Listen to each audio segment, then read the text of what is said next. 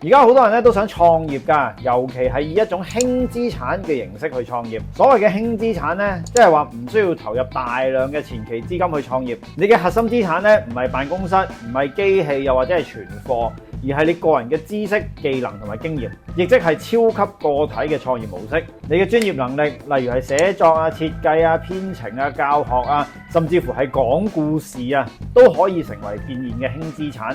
我自己咧亦都係一個輕資產創業者嚟嘅。我嘅核心資產就係我喺 sales and marketing 上面嘅知識，以及我嘅個人 IP。所以我創業嘅固定成本咧係好低嘅啫噃。因此咧，我嘅生意亦都可以喺一個經營壓力比較細嘅情況之下咧，獲得持續性嘅增長。新一年如果大家想試下輕資產創業，建立一個小而美嘅企業咧，我有3個建議俾大家嘅。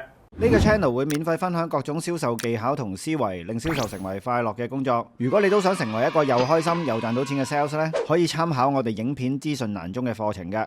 Hello， 大家好，我係 Tony。我俾輕資產創業者嘅第一個建議就係喺你創業嘅初期，要全力以赴去揾你第一批，甚至乎係第一個客戶。好多人咧對創業咧有一種浪漫嘅想像啊，覺得創業就係自由嘅開始，所有嘢都可以自己做決定。而佢一開始要做嘅嗰啲決定咧，就係去邊度租一個辦公室、點樣佈置、買咩傢俬等等。但係其實創業最首要解決嘅係生存問題啊，因為創業嘅死亡率太高啦。究竟你嘅生意來源喺邊度？肯俾錢你嗰班係乜嘢人？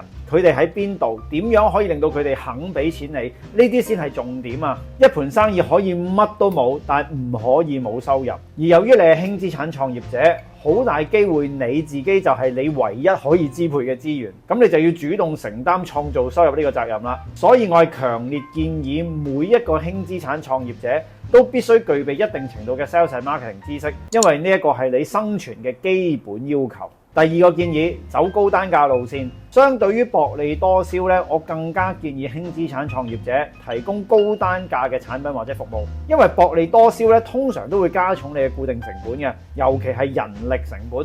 例如你需要人手去處理大量嘅查詢啦、大量嘅售後服務啦等等，而聘用大量人手就已經違背咗輕資產創業嘅原則啦。所以我建議輕資產創業者要做高單價。將定價提高，用價格去篩選客戶，然後專心提供優質服務俾少量嘅客戶。而要令到客戶願意為你付出高單價呢，你要從3個角度去構思你嘅產品或者服務嘅。第一，你嘅產品或者服務要解決緊客戶一啲好核心嘅痛點，例如你係一位身心靈導師，你透過身心靈服務幫助寵物主人擺脫寵物離世嘅哀傷。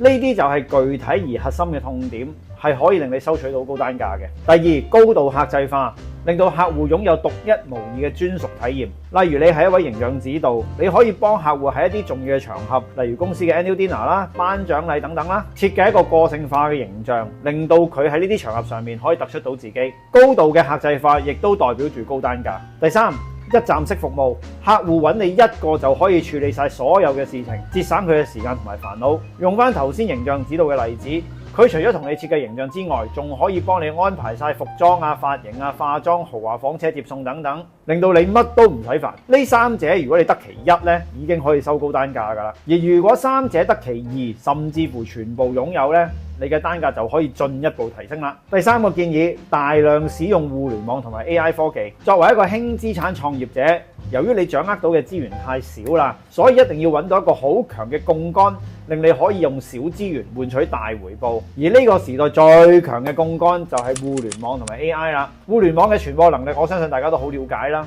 如果冇互聯網，你根本就睇唔到而家呢條片，你都認識唔到我啊。所以作為宣傳同獲客嘅渠道呢，互聯網嘅成效係數倍於線下傳統媒體嘅。因此互聯網亦都會成為輕資產創業者一個好主要嘅槓桿。另外 AI 亦都可以代替好多人力資源，用低成本產出高效益。呢個亦都係一個威力強大嘅槓桿。舉個例子，嚟緊咧我會出一本新書嘅。今次呢本書咧係由 AI 幫我寫嘅。我訓練咗個 AI 工具8日咋，就寫成咗呢本書啦。字數咧大概係42,000字。喺我過往寫過嘅書裏邊咧，寫得最快嗰本咧寫咗4個月，最耐嗰本咧寫咗1年半啊！除咗速度之外咧，我嘅文筆亦都唔夠 AI 好啦，當然。所以 AI 咧可以令到出書呢一件對好多人嚟講係遙不可及嘅事，變成只係一步之遙。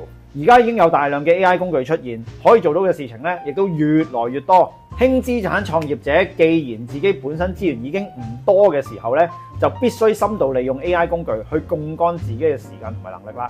總結一下，輕資產創業最大嘅優勢係在於低風險高彈性。你唔需要再糾結於係咪一個好時機呢？個市場係咪已經飽和咗呢？呢啲問題，你只需要問自己：我最大嘅損失係咪可以承受？